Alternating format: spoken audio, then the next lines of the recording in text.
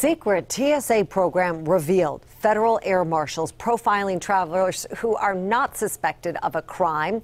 WJZ is live at BWI. George Solis with details behind the controversial program. George? Mary, it's called Quiet Skies, and it was first reported on by the Boston Globe. Now, the concern from many, including lawmakers, is A, whether or not this is a good use of resources, and B, making sure travelers don't feel like they're being spied on.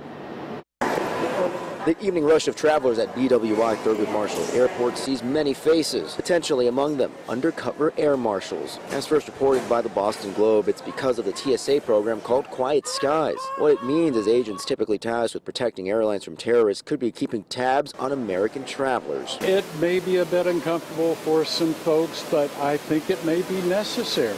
Rob Mize says he's familiar with the program, which has been in effect since 2010 and was recently expanded last March. It identifies travelers that could pose a threat but may not have been accused of a crime and are not on the no-fly list.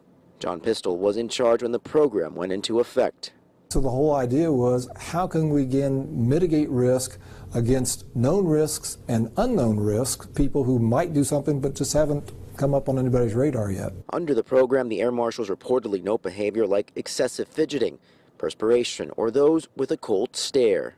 Some passengers now familiar with some aspects of the program believe more information out to the public could put some concerns about privacy at ease.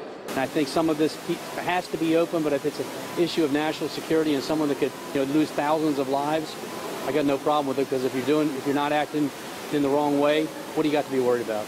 Air Marshal and whistleblower Robert McLean's concerns center on misuse of resources. He's filed a complaint about the program. The air marshal's job is to protect the cockpit and the pilots, let somebody else do the intelligence and criminal investigative work. Travelers like Mize just grateful to see more efforts to keep people safe. Say the air marshals have got a tough burden. Now, according to CBS News sources, U.S. Marshals can observe people for up to 50 days, and after 90 days, if there's no suspicious behavior reported, they're removed from the program list. We're live tonight outside BWI Thurgood Marshall Airport. George Solis reporting for WJZ. All right, George, thank you. The ACLU says it will file a Freedom of Information Act request for records related to the Quiet Skies program. In a statement to CBS News, the TSA says in part the program doesn't take into account race and religion and is not intended to surveil ordinary Americans.